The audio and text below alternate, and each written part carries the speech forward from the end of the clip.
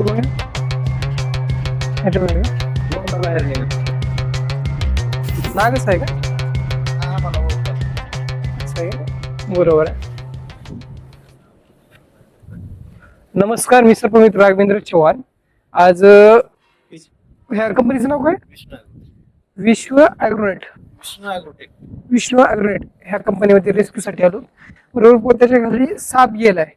नेमकं कोणता साप गेलाय माहित नाही मित्रांनो. विषारी की बिनविषारी, चला तर बघूया आपण आणि त्याला पकडूया.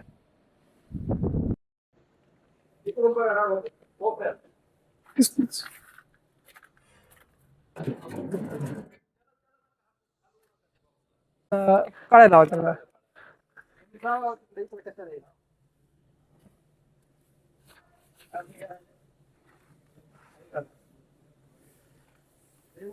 मित्रांनो, सहसा साप कंपनीमध्ये यायचं मेन रिझन म्हणजे उंदीर.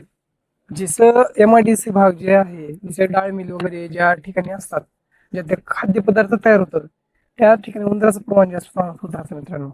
आणि त्यामुळे त्यांना खाण्यासाठी साप म्हणजे विषारी बिनविषारी दोन्ही प्रकारचे साप त्या ठिकाणी येत राहतात. तर चला, आणि ते साप निघणं हे कॉमनच आहे.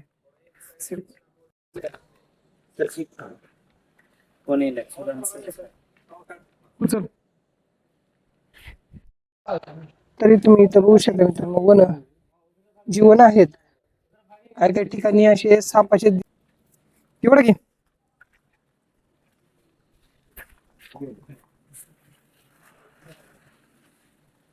आता इथं एवढ्याच असेल, बघू तरी कोणता आहे. या तर मित्रांनो, इथे इंडियन राईट स्नेक म्हणजे धामण जातीचा साप आहे. धामण जातीचा साप म्हणजे कंपनीमध्ये येण्याचं मेन रिझन म्हणजे उंदीर, तिचं फेवरेट खाद्य. पण धामण जातीचा जो साप आहे, मिनिमम त्याच्या लाईफमध्ये 1 ते 1.5 लाख उंदीर खात राहतो. आणि सध्या सीझन जे आहे, मेटिंग सीझन आहे त्यांचा चालू, त्यामुळे मोस्टली सर्वच ठिकाणी धामण जातीचे साप निघत आहेत. आणि मित्रांनो, साप धामण जरी मोठा दिसला तरी बिनविषारी ही माहीत असू द्या. धामणची जी साईज आहे 13 फुटापर्यंत भेटत होती. चला बघा कशा पद्धतीने बसलाय. या तुम्ही इकडे या. अशा पद्धतीने बसलाय.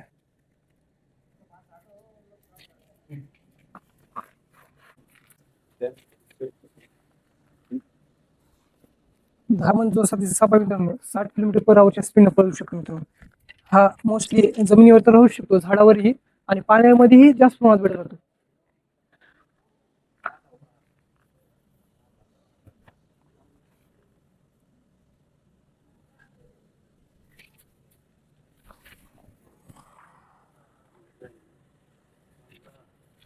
बरं,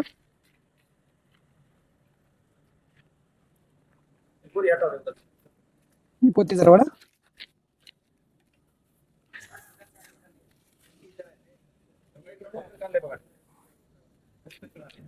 काढ तेवढं.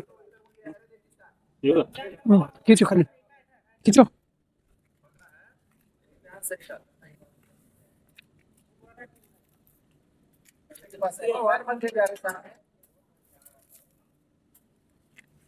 साईज बघू शकता तुम्ही, इथपर्यंत साईज गेलेली आहे, इथपर्यंत साईज गेली आहे.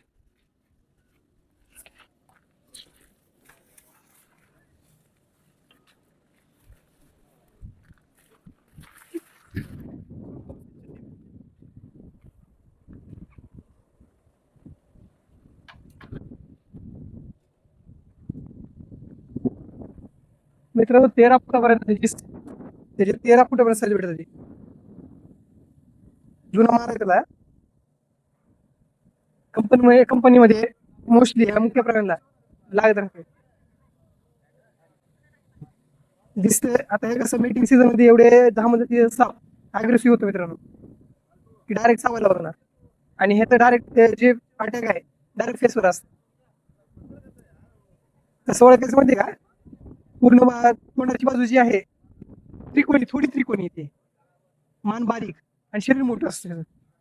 आणि शिपडीचा बाकार आहे ती टोकदार असतो. आणि जवळ बघू शकता तुम्ही, अशा शिपटीकडल्या बाजूला पट्ट्या, मोठे डोळे असतात.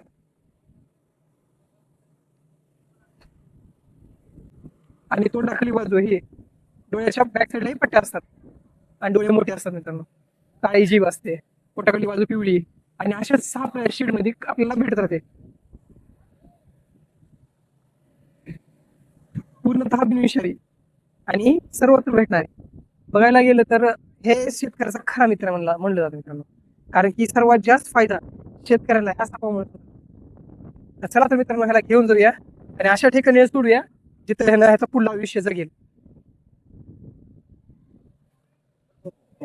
बरी आहे.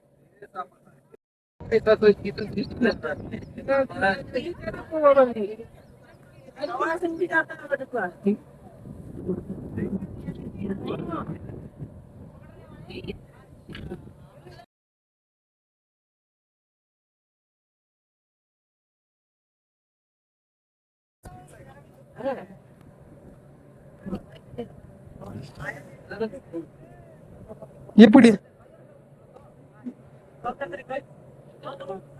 तर मित्रांनो चारी गाडचा जो आविष्कार आहे ह्या सापामुळे लागलेला आहे हे माहित असू द्या तुम्हाला. जास्त प्रमाणात तुम्ही झाडावर असे लटकलेले बघितलं असाल. हे जे साप आहे ह्या पद्धतीने चारी गाड मारतात हो का. नॅचरली चारी गाड हो का अशा पद्धतीने धरून पक्ष्याची पिल्ले वगैरे पक्षी खात राहतो हा. तर चला ह्याला घेऊन जाऊया.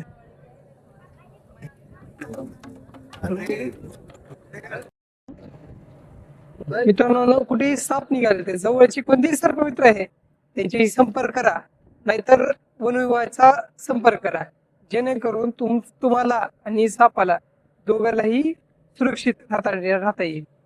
भेटून नवीन ठिकाणी जर साप निघालाय तोपर्यंत बाय.